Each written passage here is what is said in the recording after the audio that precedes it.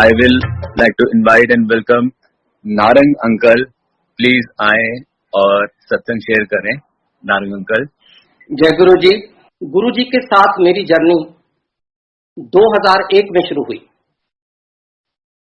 I was working with the central government and मेरी पूना से Chandigarh posting हुई. As my son was doing his +2, तो वो फैमिली पूना रही और मैं चंडीगढ़ आ गया. जब मैं चंडीगढ़ ऑफिस ज्वाइन किया तो मेरे एक कुलीग थे बदन अंकल. उन्होंने मेरे को आके, ये मार्च अप्रैल 2001 की बात है, एक दो दफा कहा कि मैं गुरुजी के पास गया था, वो आपको याद कर रहे हैं. तो मैंने कहा मैं तो किसी गुरुजी को जानता नहीं, नंबर 1, एंड नंबर 2 मेरे को ऐसा कोई इंडिविजुअल पे इतना ज्यादा विश्वास भी नहीं कि मैं किसी को ऐसे गुरु मान लूं. और I said it is nice of him कि उन्होंने याद किया, लेकिन जाने का कोई इरादा नहीं था. उसने 2, 3, 4 दफा मेरे को बोला कि मैं कल गया था, गुरुजी कहते नारंग अंकल नहीं आए. मैंने कहा यार, मैंने कहा मैंने नहीं जाना. मेरी उस समय एक ईगो, मेरी इमेच्योरिटी, मेरी स्टुपिडिटी वो सामने आ गई. क्योंकि मैं एक सीनियर ऑफिसर था, तो मैंने कहा यार मैं नहीं जाऊंगा, पर गुरुजी को कोई काम हो तो मैं कर दूंगा. और बदन अंकल बड़े हंस के बोले, अरे गुरुजी को कोई काम किसी से नहीं, वो तो तेरे को ब्लेस करना चाहते हैं, वो तो महापुरुष है, और वहां पे तो सिर्फ शब्द गुरबानी होती है. You will find it very comfortable and मेरी मानो चलो. एनीवे, बात हुई और 2-4 रोज के बाद ही बदन अंकल फिर मेरे कमरे में आए कि गुरुजी के माता जी गुजर गए हैं. Guruji's mother had passed away then, and he says मैं डुगरी में अफसोस करने जा रहा हूं, would you like to come. अब ये एक ऐसा मौका होता है कि हमारी कुछ संस्कार ऐसे हैं कि जिस शख्सियत ने हमें 2-4 दफा वैसे बुलाया था, मैं नहीं जा पाया फॉर वट एवर रीजन. मैंने कहा चलो चल के अफसोस तो कर ही आते हैं. तो बदन अंकल के साथ मैं चंडीगढ़ से डुगरी गया. 2 घंटे का रास्ता है. हम 10 बजे चले, 12 बजे पहुंच गए और सोचा आधा घंटा अफसोस करेंगे और वापस कल 3-3:30 तक वापस आ जाएंगे. जब हम डुगरी पहुंचे तो गुरुजी घर में नहीं थे. जब गुरुजी घर में नहीं थे तो कुदरती बात है, जिस काम के लिए गए वेट तो करना ही था. हम वहां बैठे रुके और पता चला गुरुजी कहीं बाहर गए हैं या मेडिटेशन में है. और हम जब वहां गए तो मेरे को बदन अंकल ने गुरुजी की फैमिली के साथ इंट्रोड्यूस कराया. गुरुजी के बापूजी को मिलाया, गुरुजी के बड़े भाई, गुरुजी के भाई स्वरूप सिंह जो गौरव अंकल के फादर हैं, गुरुजी की भाभी जी, गुरुजी की सिस्टर कृष्णा बहन जी, इन सबको मिलाया. और हम उन दिनों में बैठक, जिसको पंजाबी में ड्राइंग रूम को बैठक कहते थे, बैठक में बैठ गए और वहां पे बैठ के पहले चाय प्रसाद लिया और फिर गुरुजी की वेट करते करते हमने आपस में थोड़ी बहुत ही गपशप शुरू कर दी. We started chatting with each other. अब क्योंकि टाइम पास करना था और गुरुजी की वेट करनी थी, तो इसलिए कुछ ना कुछ तो आदमी पूछता ही है. और मैंने भी बापूजी को, कृष्णा बहन जी को कुछ ऐसे ही सवाल करने शुरू कर दिए कि गुरुजी छोटे होते बचपन में क्या करते थे. वो सारा टाइम गुरुद्वारे या मंदिर में ही रहते थे, या स्कूल वगैरह भी जाते थे. मेरे को कुछ नॉलेज एबीसी नहीं थी उस समय गुरुजी के बारे में. और जब बातों बातों में ये पता चला कि गुरुजी डबल MA है, उन्होंने MA इकोनॉमिक्स भी की है, MA इंग्लिश भी की है, तो मेरा तो सवाल ही रेलेवेंट हो गया. फिर मैं ये पूछता रहा कि गुरुजी अपने बचपन में कुछ खेल कूद करते थे, शरारती थे, क्या करते थे. और करते कराते मेरे को याद है, क्योंकि पूरा किस्सा तो याद नहीं, क्योंकि किसी फेथ से नहीं गया था, सिर्फ मिलने गया था. मेरे को ये याद है कि मैंने बापूजी को ये पूछ लिया कि बापूजी आपको पता कैसे चला कि आपके घर में गुरु पैदा हुआ है. तो बापूजी ने भी कहा कि बेटे ऐसा है कि हमें खुद नहीं पता था, कुछ संकेत तो मिलते रहे, लेकिन हमने उन सब संकेत को, सिंबॉलिक रेफरेंसेस को सीरियसली नहीं लिया। मैंने कहा फॉर एग्जाम्पल, तो बापूजी ने कहा कि जब गुरुजी पैदा हुए घर में, मिडवाइफ जिसको दाई कहते हैं पंजाबी में, वो जब डिलीवरी अंदर कर रही थी तो भागी भागी बाहर आ गई कि सांप देखा उसने अंदर डिलीवरी रूम में। तो कुदरती बात है, घर के जितने मेन फोक होते हैं वो सांप को मारने चल दिए, अंदर गए तो सांप है ही नहीं। तो उन्होंने उसे कहा कि तेरे को गलती लगी है, जब तू ऐसी पैनिकी होगी, सांप तो है ही नहीं कोई। अब ये एक इंसिडेंट था, सिंबॉलिक रेफरेंस कि Lord Shiva has arrived in human form, लेकिन इसको ना उस समय कोई समझ पाया, ना किसी के मन में ही ऐसी बात आई, और वैसे भी समझना मुश्किल है जब तक आपको किसी की शख्सियत के बारे में, उसके स्टेट लेवल के बारे में पता नहीं हो। एक नया बच्चा पैदा हुआ है, सांप आया, इट कुड बी हेल्यूसिनेशन, उसको गलती लगी, लेकिन अब जब बैकवर्ड इंट्रोस्पेक्ट करके देखते हैं तो बापूजी कहते हैं शायद वो संकेत था, हमें समझ नहीं लगी। फिर एक दफा पंजाब में अर्ली 60s में बहुत जोर सी बरसात होने के बाद फ्लड्स आ गए थे। गुरुजी तब 8-9 साल के रहे होंगे, और जब बड़ी मूसलाधार बरसात हो रही थी तो गुरुजी की मदर ने किसी कामे को, किसी वर्कर को बोला देख के आओ कि कहां है गुरुजी। वो बाहर गया, घर से आधा मील दूर एक बोर्ड का दरख्त था, बेनियन ट्री, उसके नीचे एक थड़ा सा बना है, और गुरुजी उसके ऊपर बैठे चौकड़ी मार के मेडिटेशन में थे। हैरानगी की बात है कि वो जो वर्कर चकामा घर आया, आके कहता जी सारे रास्ते में तो 2-2 फुट पानी है, मैं उसमें से निकल के गया, और जब मैं उस स्थान पे पहुंचा जहां गुरुजी बेनियन ट्री के नीचे बैठे थे, वहां पे ना पानी की बूंद, ना वो थड़ाई गीला हुआ, ना गुरुजी के ऊपर कोई बरसात, उसके इर्द गिर्द पूरे उसके राउंड अबाउट कोई भी बरसात या पानी नहीं थी। तो क्योंकि वो ध्यान में थे, मेडिटेशन में थे, मैंने उनको ठीक नहीं समझा कि उनको कुछ मैसेज दूं, मैं चुपचाप आ गया। अब इस चीज का घर वालों पे तो कोई यकीन नहीं हुआ। गुरुजी की मदर ने कहा ये पता नहीं क्या करके आया, उन्होंने 1-2 आदमी और भेजे, जाओ देख के आओ। उन्होंने भी आके यही कंफर्म किया। बहुत बड़ी बात थी, लेकिन इसको भी लाइटली लिया गया, सीरियसली नहीं लिया गया, taken it as one of the just one of those thing that happen once a while.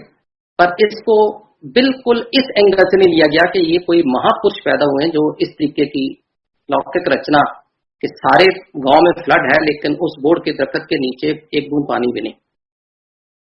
ये भी बापूजी कहते हैं हमने बड़ा लाइटली ले लिया। एक दिन स्कूल एग्जाम हो रहे थे, तो गुरुजी एग्जाम सेंटर में बैठे थे, एक लड़का आगे बैठा था। उन दिनों में ये बॉल पेन नहीं होते थे, इंक पेन होते थे। उसकी इंक पेन की इंक खत्म होगी कुछ 2-3 सवाल क्वेश्चन आंसर देने के बाद, तो उसने हाथ खड़ा किया। That was assistant to tell the invigilator कि मेरे को इंक पॉट ला दीजिए। तो गुरुजी ने पीछे से पूछ लिया क्या चाहिए, उसने कहा इंक खत्म होगी। गुरुजी ने कहा अपना पेन दे। उसने गुरुजी को पेन दिया, गुरुजी ने उसमें फूंक मारी और इंक से भर गया। उतनी देर में इन्विजिलेटर आ गया, उसने दोनों को पकड़ दिया कि आप लोग तो नकल मार रहे हो, यू आर कॉपिंग। तो उन्होंने कहा नहीं कॉपी नहीं कर रहे, मेरी इंक खत्म हो गई थी, मैंने इनको कहा और इन्होंने फूंक मार के इंक डाल दी। ये कैसे हो सकता है? How am I going to believe it? It is fine. उस इन्विजिलेटर को तसल्ली नहीं हुई, वो स्कूल की टक शॉप में बाहर जाके नया पेन ले आया और आके उसने कहा गुरुजी को अगर तुम्हारे में इतनी शक्ति है तो इसमें इंक भर के दिखाओ। और फिर गुरुजी ने फूंक मारी पेन में और इंक से भर गया। अब वो बहुत परेशान, वो बापूजी का दोस्त भी था, गांव में उठना बैठना था। वो शाम को आके बापूजी को बोलता है कि बापूजी ਤੁਹਾਡੇ घर, आपके घर तो जादूगर पैदा हुआ है। They took it as a magician born in that family। वो भी बात हंसी में निकल गई, चली गई। एक गुरुजी के प्रोफेसर जो उनको कॉलेज में पढ़ाते थे वो भी उस समय वहीं मौजूद थे। उन्होंने बताया कि हम कॉलेज में खास करके मैं देखता होता था कि एक लड़का, इन्हीं के बारे में कह रहे हैं गुरुजी के बारे में, एक लड़का जब मैं अटेंडेंस लेता हूं तो क्लास में होता है, और जब मैं पढ़ाना शुरू कर देता हूं तो अलोप हो जाते हैं, भाग जाते हैं, होते नहीं क्लास में। और एंड में जब मैं फिर क्लास खत्म होने का टाइम होता है वो फिर क्लास में वहीं बैठे होते हैं। इसे एक दफा हुआ, 2 दफा हुआ, बहुत दफा हुआ, तो मैंने जब मैं अटेंडेंस लेता हूँ होते हुए चले जाता है लड़का, तो मैंने सोचा मैं जाके आज प्रिंसिपल को शिकायत करूंगा कि रोज ऐसे होता है कि मैं जब अटेंडेंस लेता हूँ वो अटेंडेंस लगाने के बाद भाग जाता है क्लास से, लेकिन एंड में क्योंकि वो फिर वहीं पे बैठा होता है तो कहते मेरी हिम्मत नहीं पड़ी कि मैं शिकायत करूं। वो कहेंगे तू ही पागल है। प्रोफेसर को बोले कि ऐसे कैसे हो सकता है कि लड़का जाए भी और आए भी आपको पता ही नहीं चले। बड़े सोच में बैठा। एक दिन वो एक टीचर रूम होता है प्रोफेसर को लंच टाइम बैठने का या फ्री पीरियड में बैठने का कॉलेजेस में, वो ये वाली अपनी दुविधा किसी और कुलीग के साथ शेयर कर रहा था, या मेरी क्लास में कैसा लड़का है। तो जब उसने अपनी ये राम कथा सुनाई तो वहां पे 3 प्रोफेसर एकदम कहते हैं अरे यार हमारे साथ भी यही हो रहा है, हम सोच रहे थे किसी को बताएंगे तो अपने आप को पागल करवाएंगे। समझ नहीं लगी। वो भी उन्होंने आके बापूजी को बोला, लेकिन टेकन एज एन एबिरेशन, कोई इसको फिर लाइटली लिया गया समझो। तो बापूजी ने कहा ऐसे करते करते बहुत संकेत तो मिले और भी बहुत बातें हुई, अब मेरे को याद नहीं उस समय की। अब तो जब से गुरुजी से फेथ हो गया हर चीज याद रखते हैं, लेकिन उस समय फेथ नहीं था। I just went to Pundole.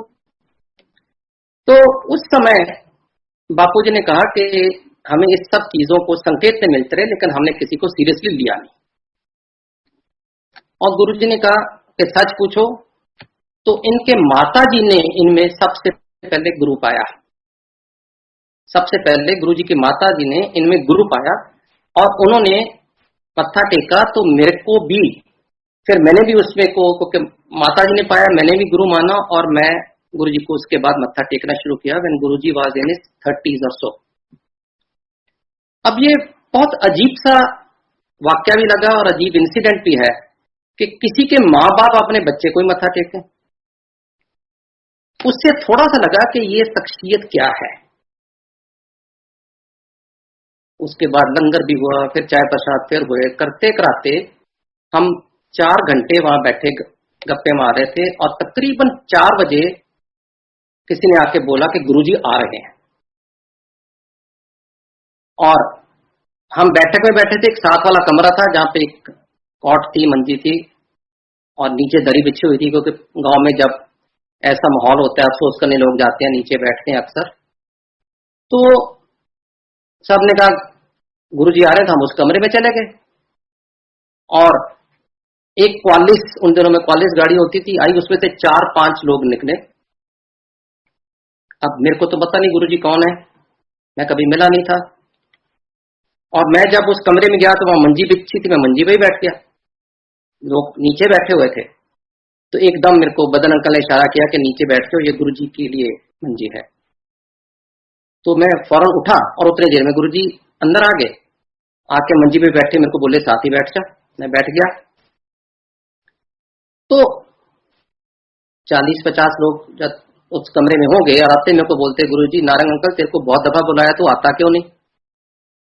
आपको जवाब तो है नहीं मेरे पास इसका। मैंने कहा गुरुजी बस नहीं आना हुआ, पर माता जी का बहुत अफसोस हुआ। ही सेड अच्छा तू मेरे को ये बता तू कब से आया चंडीगढ़? मैंने बताया, फिर और बातें की। तो मैंने फिर बीच में कहा, मैं कहा माता जी का बड़ा अफसोस हुआ। अच्छा तेरी पोस्टिंग कहाँ कर रही है, कहाँ कर रहे हो? मैंने बताया मैं बॉम्बे रहा हूँ, पूना रहा हूँ, दिल्ली रहा हूँ, जहां भी रहा हूँ।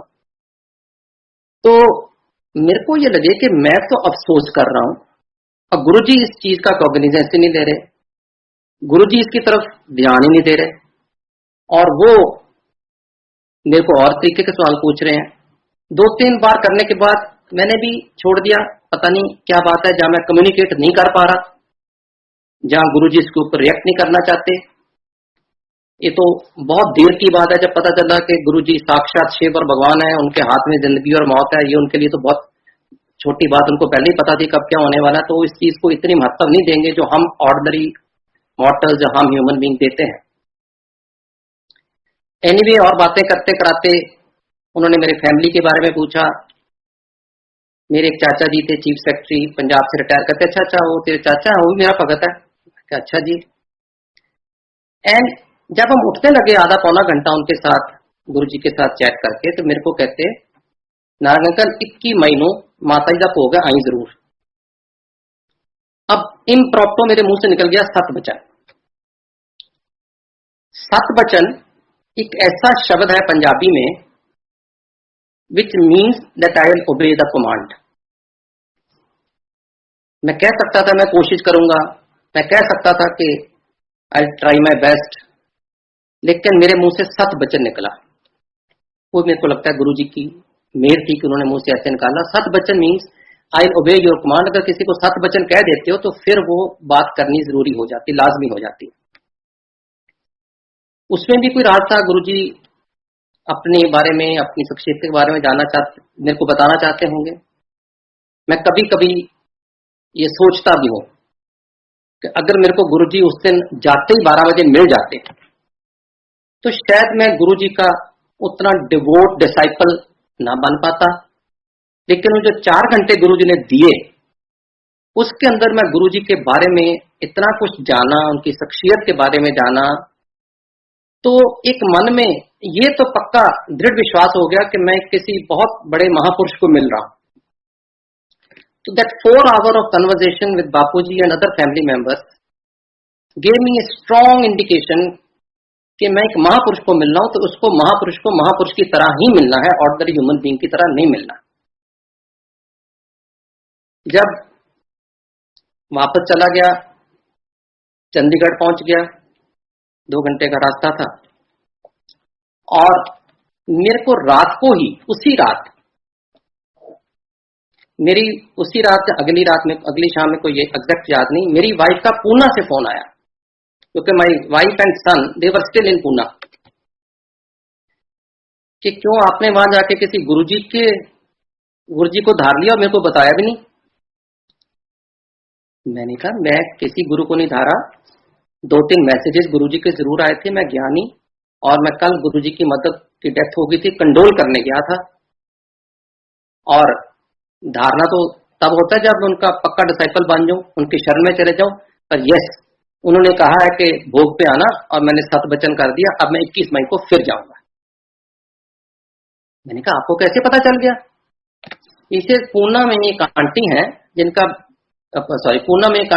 बेटा पूना में पढ़ रहा था, वो दिल्ली से पूना गई हुई थी, और वो उनको मिली और उन्होंने बोला कि नारायण अंकल गुरुजी के पास हुआ है, बहुत अच्छी बात है। आई वाज टेकन बैक के मतलब इतनी जल्दी उनको मैसेज भी मिल गया, पता भी चल गया। अब 4-5 दिन के बाद, मैं जहां तक मेरे को याद है, मैं 16 मई 2001 को गुरुजी को सबसे पहले मिला था, जब उनके घर अफसोस करने गया था माता जी का, और उसके बाद 21 मई को डुगरी में भोग पे गया। मैं जब भोग पे गया तो मैं अपनी ऑफिस कार में थी। जब ऑफिस कार थी तो जो सेवादार ने, उन्होंने वहां वीआईपी पार्किंग में गाड़ी लगवा दी और मेरे को अंदर ले गए। हजारों की तादाद में संगत वहां पे थी, और मेरे को उन्होंने अंदर ले जाके एक एनक्लोजर बना हुआ था, थोड़ा सा वीआईपी एनक्लोजर, वहां बिठा दिया। और वहां पे बहुत बड़े बड़े आर्मी के general, officers, police officers, politicians, corporate world के लोग, बड़े हूज हू सब बैठे हुए थे। तो बड़ा लगा कि हाँ कुछ बात तो होगी, इतनी दुनिया और इतने बड़े बड़े लोग आए हैं। पढ़ा लिखा आदमी तो बिना सोचे समझे फेथ नहीं करता, और अगर इतने लोग आए तो कुछ तो बात है। भोग सिख मर्यादा के मुताबिक था, गुरु ग्रंथ साहब का प्रकाश हुआ था, और जब मैं अंदर गया था तो भाई हरबंस सिंह जगाधरी वाले गुरबानी कीर्तन कर रहे थे। इतनी देर में मेरे मन में एक ख्याल आया कि यार अब तो गुरुजी पंडाल में है नहीं, अभी आएंगे। तो मैंने 2-4 दिन पहले देखा था, आएंगे तो सारी संगत उठ के उनके पांव लगाने शुरू कर देगी, और गुरु ग्रंथ साहब की मर्यादा के मुताबिक गुरु ग्रंथ साहब के हजूरी में किसी और आदमी या किसी शख्सियत को पांव नहीं छुए जाते। एक ख्याल आया मेरे मन में, जस्ट ए रैंडम थॉट। ख्याल आने की देर थी, in the next few seconds एक अनाउंसमेंट हुई कि गुरुजी पंडाल में आ रहे हैं और उनका हुक्म है कि संगत में से कोई भी उठ के गुरुजी को मत्था नहीं टेकेगा, क्योंकि गुरुजी ने कहा जब गुरु ग्रंथ साहब मौजूद होते हैं, उपस्थित होते हैं, तो उनकी हाजिरी में वही सुप्रीम होते हैं, तो मेरे को कोई मत्था नहीं टेकेगा। मेरे तो मन में एकदम लगा, यार मैंने सोचा कैसे, और एकदम जवाब भी मिल गया इन नो टाइम। अच्छा लगा, नो डाउट। और 3-4 मिनट बाद गुरुजी भी आ गए। उसी एनक्लोजर में आके तकरीबन मेरे से 3-4 लोग छोड़ के आगे बैठ गए।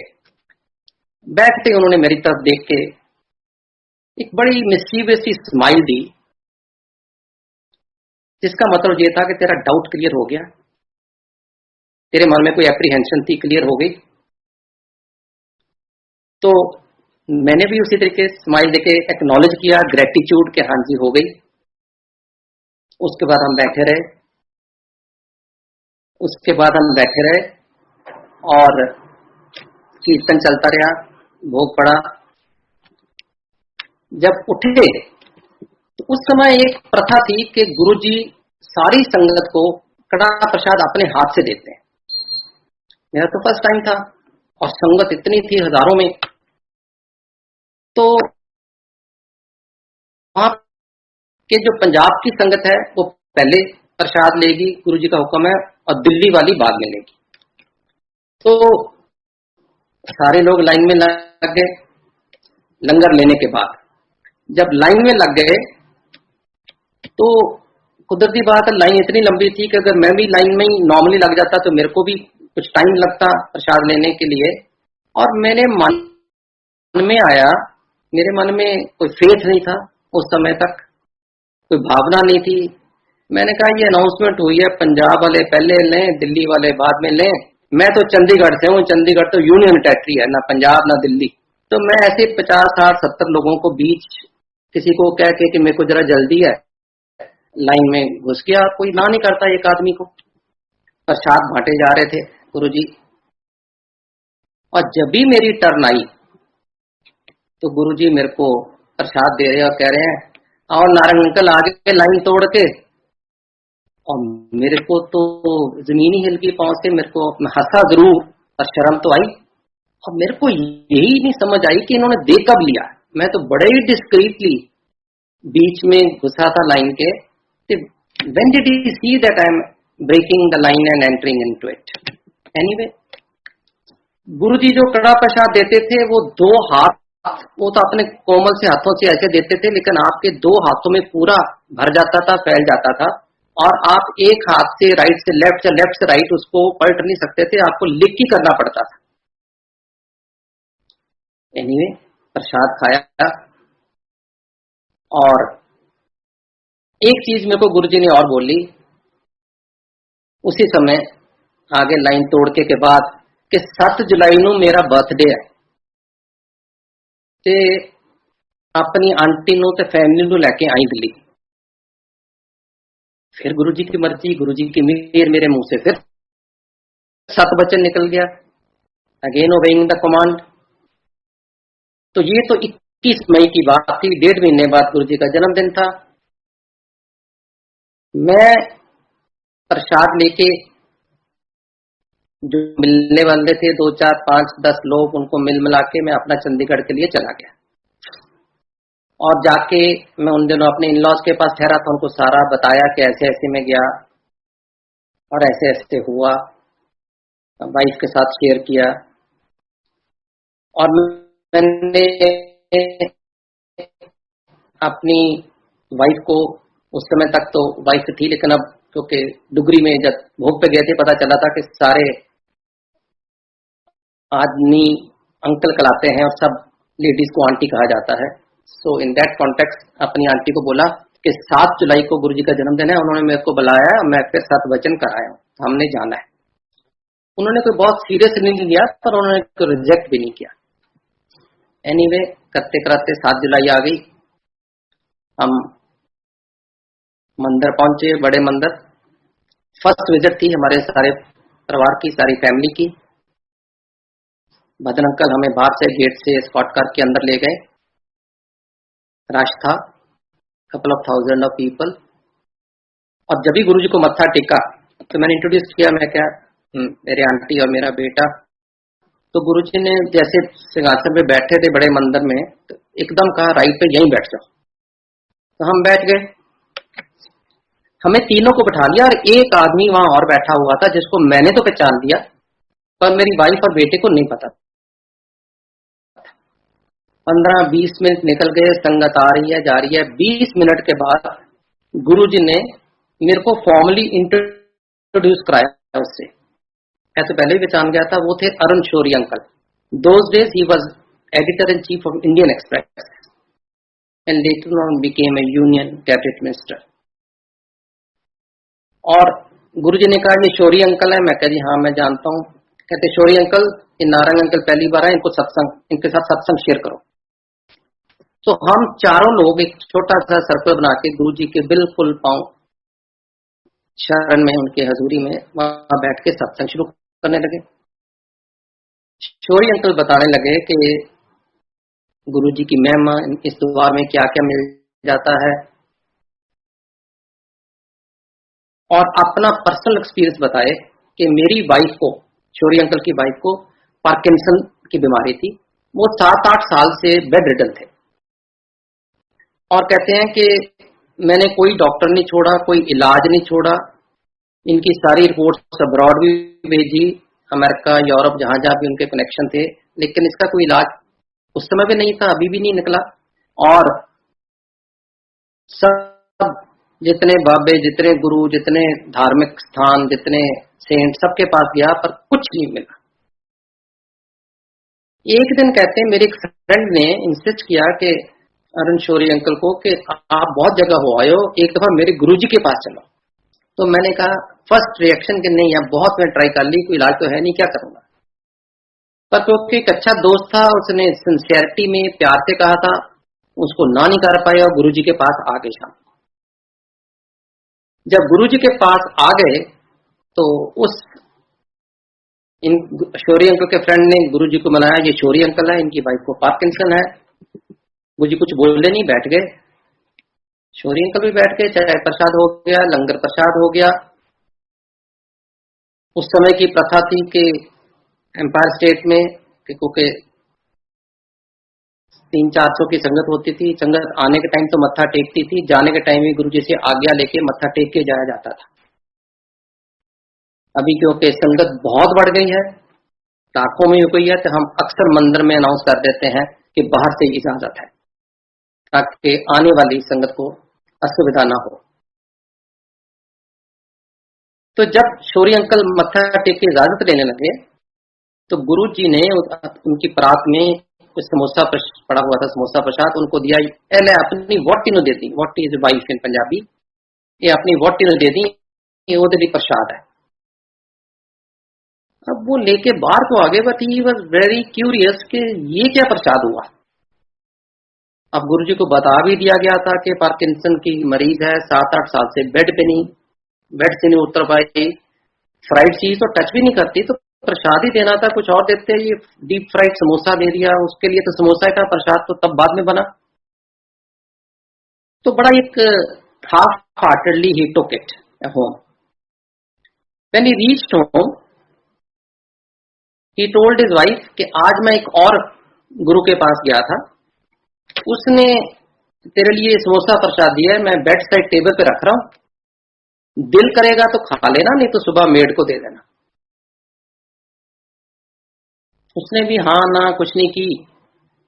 और अरुण शौरी अंकल कहने लगे क्योंकि मैं एडिटर था इंडियन एक्सप्रेस का, मेरे को बहुत रात को काम होता था, एडिटोरियल लिखना और कुछ करना, तो हमारा एक अरेंजमेंट था कि हम इंडिपेंडेंट कमरे में सोते थे, लेकिन मैं सुबह बैठी के टाइम वाइफ के पास आ जाता था, इकट्ठे बैठी पीते थे। इसे मैं कह के चला गया सोने, और जब मैं सुबह उठ के वाइफ के पास आया तो और देखा अनीता, उनकी वाइफ का नाम है अनीता, वहां है ही नहीं बेड पे। मेरे को लगा कि नर्स तो सुबह लेट आती है और मेड जो रात को सोती है उसकी भी चप्पल नहीं पड़ी तो किसके कहाँ गई, तो he yelled Anita and she said don't worry I am in washroom, I am coming back.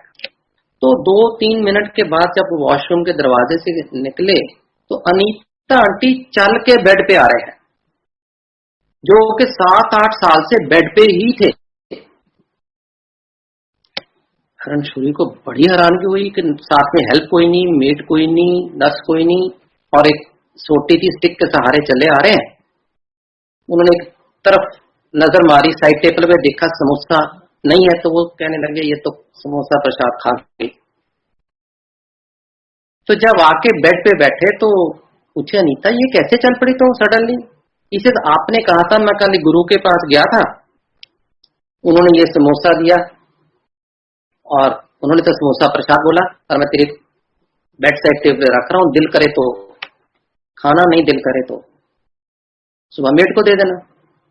कहते मैंने भी सीधे से नहीं लिया, मैंने नहीं खाया। कहते रात को 12-1 बजे मेरे को पता नहीं किस फोर्स ने आके, किस शक्ति ने आके मेरे को मजबूर किया कि ये मैं खाऊं।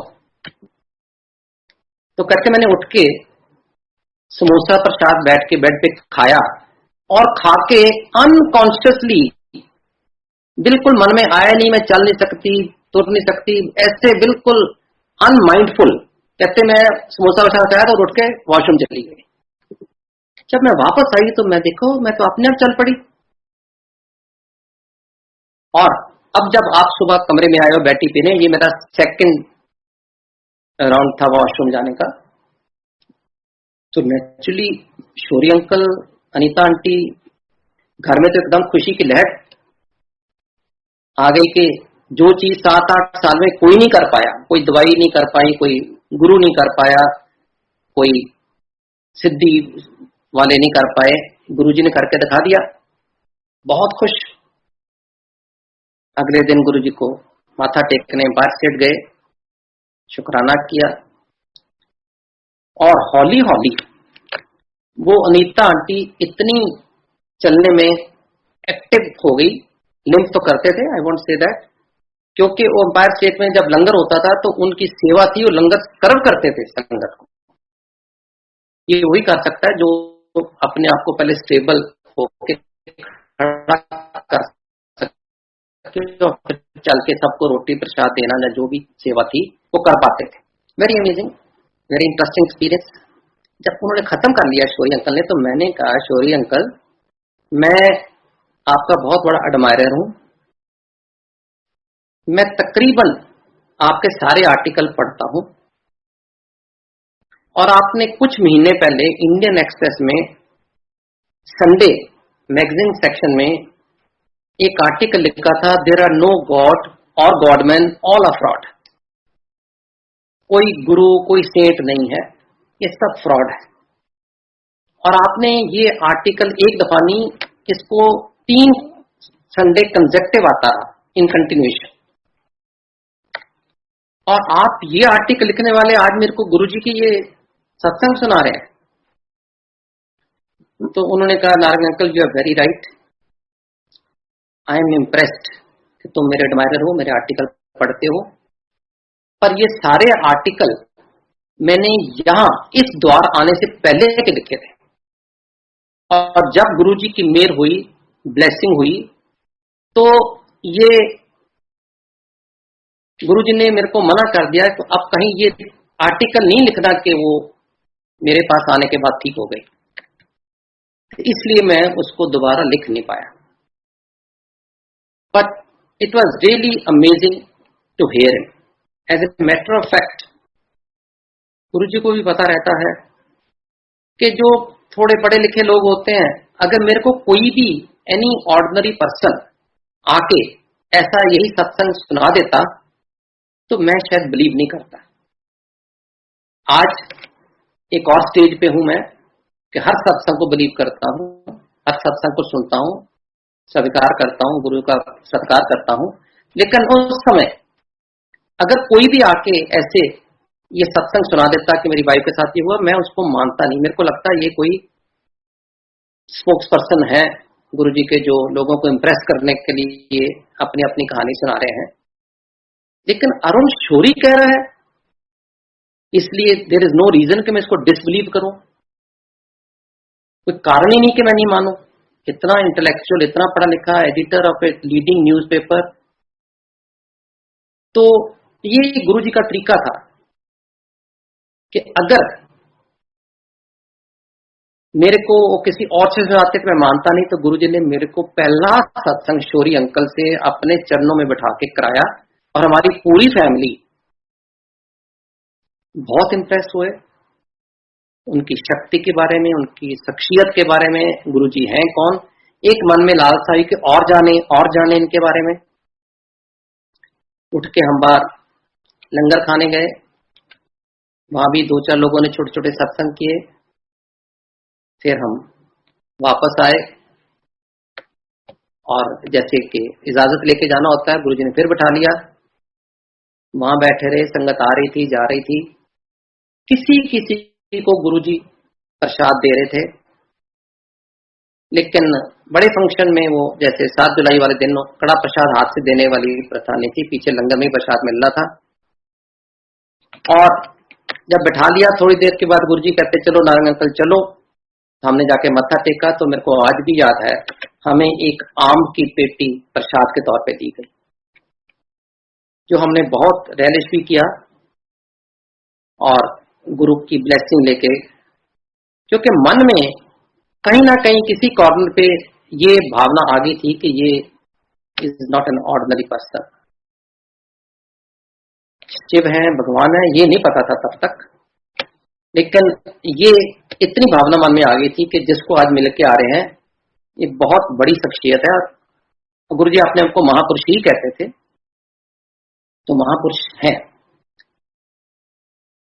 अब मैं कुछ चीजें जनरली नई संगत के बारे में भी बताना चाहूंगा कि गुरुजी हमेशा ये कहते थे कि महापुरुषां दी गल्लां नूं मानिया करो,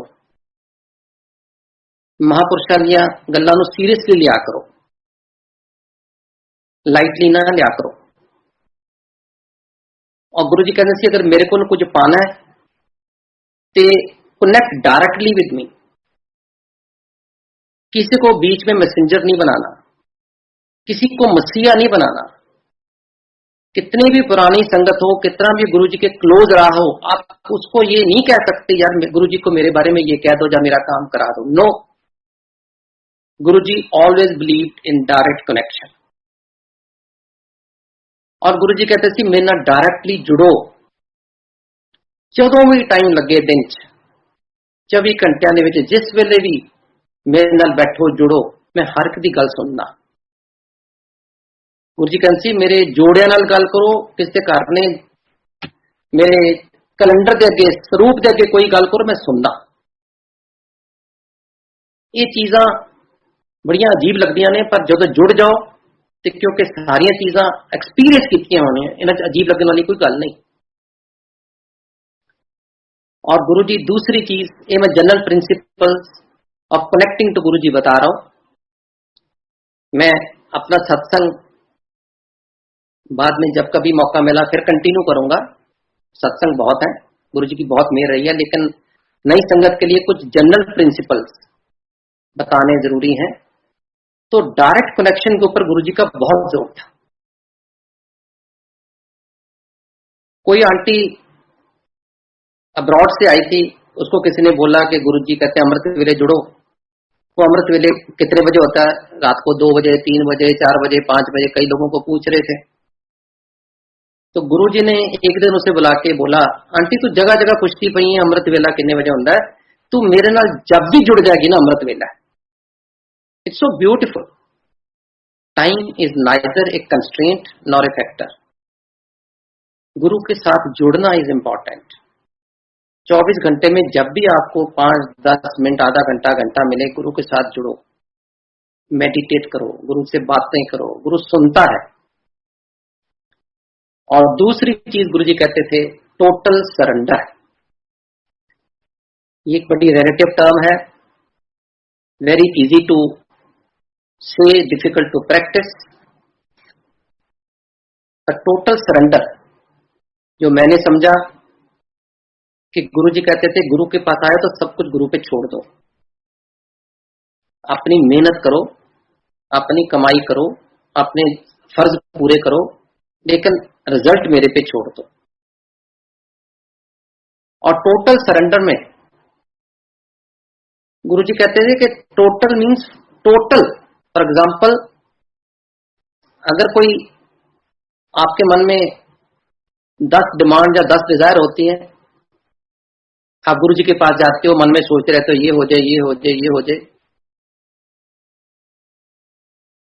और उसके बाद आके आपके पास अच्छी पोस्ट है, रिसोर्सफुल हो, 2 जगह फोन करते हो, काम हो जाता है। आप पैसे वाले हो, 4 जगह पैसा चढ़ाते हो, काम हो जाता है। फिर 1-2 काम रुक जाते हैं, नहीं होते। और जब फोन करने से या पैसे चढ़ाने से काम हो जाए, आप सोचते यार मैं बड़ा पावरफुल हूं। जो काम नहीं हुआ उसके लिए जाके कहेंगे गुरु जी मेरा अभी तक वो काम नहीं हो रहा, आप करो ना। क्योंकि आप ये भूल गए कि जो पहले 2 काम आपने फोन करके या मनी पावर से कराए हैं, वो भी गुरु की मेहर बिना नहीं हो सकते। आप पहले उन कामों का गुरु जी का शुक्राना करो, गुरु जी ये हो गया आपकी मेहर। ये मत सोचो मेरी रिसोर्सफुलनेस थी, मेरी पावर थी, मेरी पोजीशन थी। नो, तो गुरु जी बहुत बहुत शुक्रिया कि ये काम हो गए। फिर कहो कि मेरे ये 1-2 रहते हैं, उसका टाइम हमेशा गुरु जी के पास ही होता है, कब किस टाइम करना है। उसका कोई टाइम शेड्यूल नहीं होता, टाइम फ्रेम नहीं होता।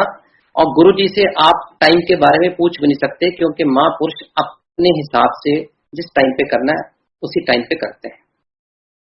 गुरु जी का एग्जाम्पल खुद दिया करते थे कि मेरे पास जब भगत आता है और उसको 15 दिन बाद उसका स्कूटर का एक्सीडेंट हो जाता है, उसकी टांग फ्रैक्चर हो जाती है, उसको डॉक्टर 6 हफ्ते का रेस्ट दे देता है। अब वो जब 6 हफ्ते बैठा हुआ बेड पे, एक ये सोच सकता है यार अच्छी भली लाइफ चली थी, गुरु के पास गए और टांग टूट गई। लेकिन जो मेरा भगत होगा वो ये सोचेगा कि सिर्फ टांग ही टूटी है, पता नहीं कौन सा कष्ट गुरु जी ने टाल दिया। और वो जब 6 हफ्ते बाद उठेगा गुरु का शुक्राना करने जाएगा। ये सरेंडर है। तो गुरु जी टोटल सरेंडर पे बहुत जोर देते थे, हर चीज पे। कोई चीज मैं नहीं कर रहा, वो ही कर रहे हैं। और गुरु जी ये भी कहते थे कि मेरे भक्तां दी लाइफ में कुछ भी कोइंसिडेंस नहीं होता, मैं ही उनकी लाइफ रेगुलेट करता। तो आप ये कहो कि ये काम हो गया, चलो यार कोइंसिडेंस ही हो गया। No, Guru only has made it possible. और गुरु जी ने बहुत एग्जाम्पल है, बहुत सत्संग में कभी आगे जाके सुनाऊंगा कि कुछ भी कोइंसिडेंट नहीं है गुरु के भगत की लाइफ में। सब गुरु जी रेगुलेट करते हैं और गुरु जी को पता रहता है कि किसको किस समय क्या चीज की जरूरत है। और ये 2 fundamentals of being disciples of Guru ji, being good Bhagat of Guru ji, being devote follower of गुरु जी, अगर आप फॉलो करो total surrender and direct connection, फिर आपको स्वाय गुरु के किसी और पे डिपेंड होने की जरूरत नहीं लाइफ में। He will take care of all your needs, all your necessities, he will take care of all your problems. और जब जब भी जो जो गुरु के साथ जुड़ा है, जितने सत्संग आप सुनते हो, उनकी मेहर तभी होती है जब आप उनके साथ पूरा जुड़ जाते हो और गुरु को पता होता है किस चीज की जरूरत है, उस पर मेहर अभी देनी है। गुरु जी कहते थे जब मेरे पास आते हो, आपके कर्मों का हिसाब है, कर्म सबको भुगतने पड़ते हैं, पर 90% कर्म गुरु अपने भक्तों के अपने ऊपर ले लेता है, और बाकी 10% कर्म तो आपको भुगतने ही पड़ेंगे। और वो कैसे भुगतेंगे, कब भुगतेंगे, उसका कितना लंबा पीरियड होगा, ये सब गुरु पे छोड़ दो। गुरु को कंप्लेंट मत करो, शिकायत ना करो। और गुरु जी सबसे बड़ी बात कहते थे, गुरु को प्यार करो। Love your Guru, always love your गुरु। शिकायत करना गुरु के सामने शोभा भी नहीं देता, संगत को किसी गुरु परिवार में। हमेशा शुक्राना करो जो हो रहा है, अच्छा हो रहा है उसका शुक्राना, अच्छा नहीं हो रहा उसका भी शुक्राना, शायद उससे भी बुरा हो सकता था। तो इसलिए गुरु के साथ जुड़ो। और गुरु जी एक चीज कहते होते थे, आयो ते अंधेरिया करो। जो गुरु के साथ जुड़ रहे हैं, जो पहले जुड़ गए ठीक है, जो नए जुड़ रहे हैं वो आंधे रहो। मैं और टाइम नहीं लूंगा क्योंकि सत्संग बहुत है, लेकिन बहुत खुशी हुई कि आज लॉकडाउन के बाद पहली बार मैं एक सत्संग कर रहा हूं, जबकि संगत मेरे सामने नहीं है और मैं एक कमरे में बैठे गुरुजी के दरबार के आगे ये सत्संग कर रहा हूं। मुझे उम्मीद है कि गुरुजी की आश्रम की तरफ से ये किया गया शुरुआत, ये की गई लड़ीवार या सीरीज ऑफ सत्संग संगत में एक नया उत्साह पैदा करेंगे और संगत इस मैसेज के साथ कि वो सत्संग के थ्रू गुरुजी के साथ और कनेक्ट होंगे। बेशक फिजिकली मंदिर नहीं जा पा रहे, लेकिन बॉन्डिंग और स्ट्रांग होगी और गुरु और गुरु का भगत, गुरु और संगत एक मिक होके आगे चलेंगे और गुरु का परिवार बढ़ेगा। यही मेरी कामना है। सबको शुभकामनाएं देते हुए जय गुरु जी।